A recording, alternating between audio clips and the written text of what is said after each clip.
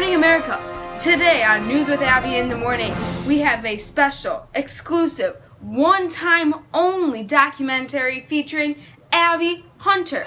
Yes, I said it, the one, the only Abby Hunter on Kenyan Runners. Let's head over to Abby. Good morning, America. It is Abby Hunter brought to you live from the outside balcony. Well, this month for my compelling research topic, I decided to look into a documentary series on Kenyan runners.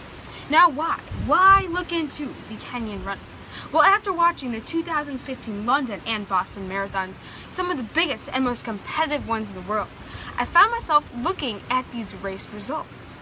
As I was going through the top 10 times for each of these races, I saw nearly or more than half of the finishers for both men and women were from a country called Kenya. Kenya, located in Africa, Kenya. I decided to look for more marathons to see, is this common? And after looking through the Honolulu Marathon, the Chicago Marathon, the Seoul Marathon, the New York Marathon, I found that, yes, this common thread between all of these marathons was the Kenyan runner. As a runner myself, I was truly compelled, truly wondering what made these runners so fast. So fast that in all these marathons, they are getting some of the best times and breaking some of the world's biggest records. Let's run back to the studio so I can share my findings with you. Welcome back to the studio. To continue from where I left off, I began my research by looking specifically at Kenyan culture. I looked a lot into the lifestyle of these Kenyan runners. As I was reviewing their culture and what they do day to day that really differs from the West, I found that it's not the Kenyan country as a whole that was super fast, but rather it was a specific ethnic group located in the Great Rift Valley called the Kalenjin. I really wanted to look into what made these runners so fast. What did they do that was different from the rest of Kenya, and most differently the rest of the world, that made them such great long-distance runners? And so my documentary began. Right away, at the beginning of my research, I found that the dominating running group called the Kalenjin was located in the Great Rift Valley. This is very important for runners because when you train at high elevations, your body gets used to taking in less oxygen. So then when you have your races in lower elevation areas, it becomes much easier to breathe. And obviously, being able to breathe better during any type of race would mean better results. After seeing their phenomenal performances in the world's biggest marathons, I looked at their population percentage of the whole world. I found that it's only 0.06%. But somehow they're able to score huge points for Kenya in the biggest marathons. The Kalenjin have a very specific genetic code. They are able to digest very high starchy foods, and they have a hedonic gene, which means that their body looks very lanky, almost bird-like, which is very ideal for distance running. This hedonic gene, which the Kalenjin have been in their culture since the beginning of time. Their bodies are physically built for running. Many children run to work and run to school every single day, which means that their bodies from a young age learn to run very far for a very long time. And comparing them to other Western countries, their body buildup is physically so much different than ours. Just by appearance, it is obvious that the Kalenjin runner is much lankier than the average American. They have a much smaller body frame, which makes it easier for their bodies to travel such long distances. In the next example, be sure to look at the difference between high school girl running and Kalenjin running.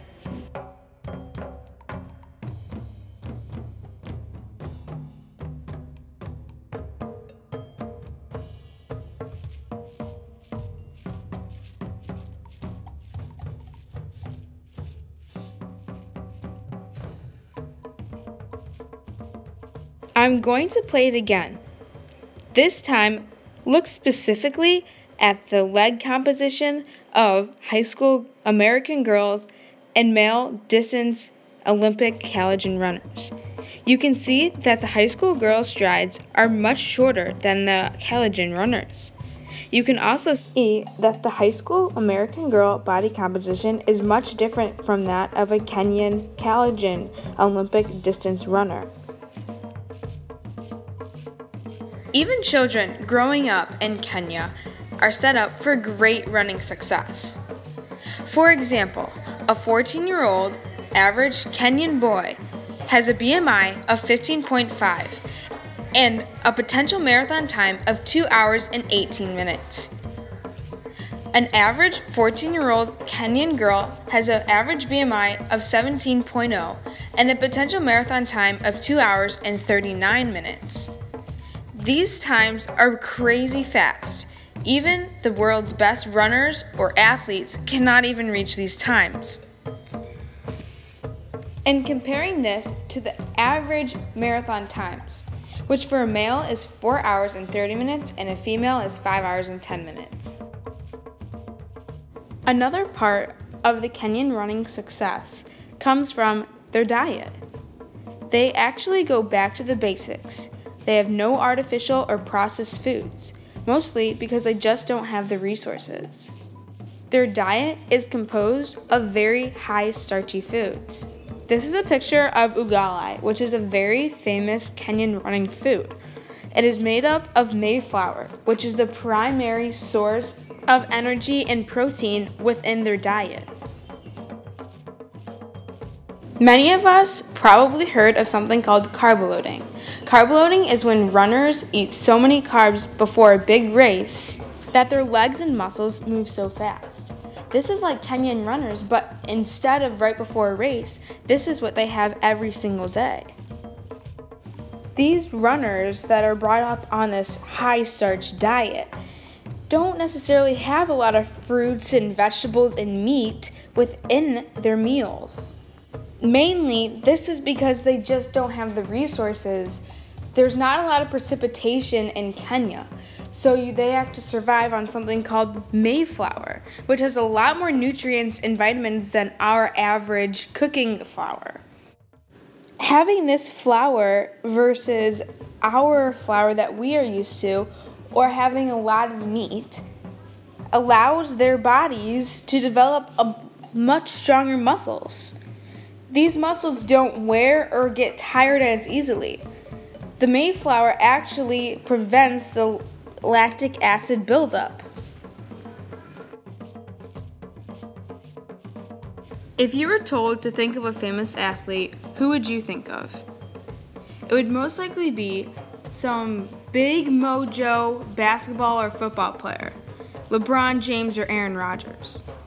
You probably have no idea who Michael Johnson, Steve Prefontaine, or Dana Michelle Castor are. These are some of the United States' best runners in history.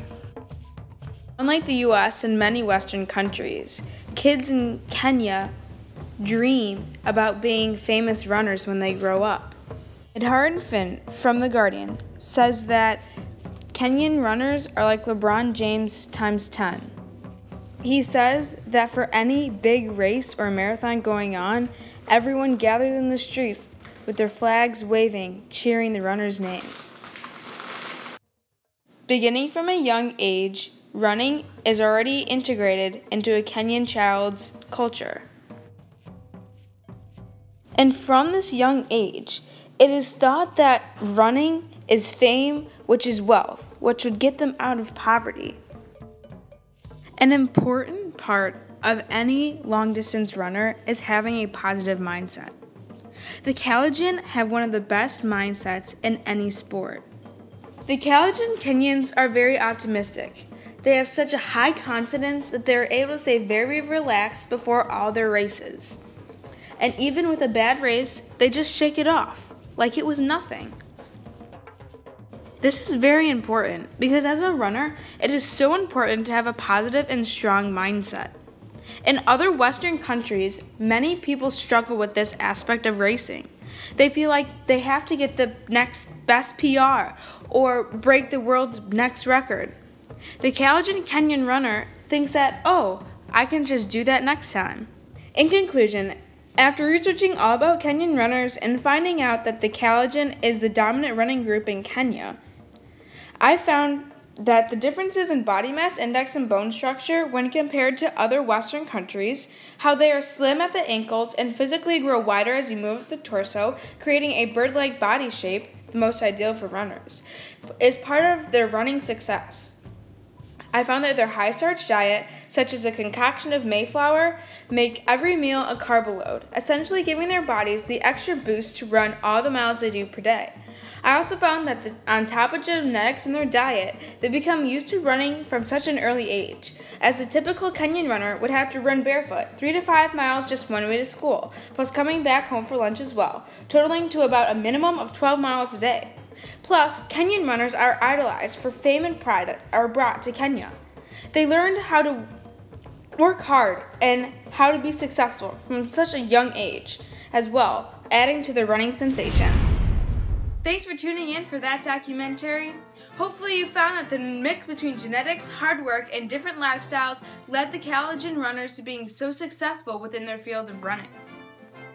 Until next month, I'm Abby with Abby's News, and we're out.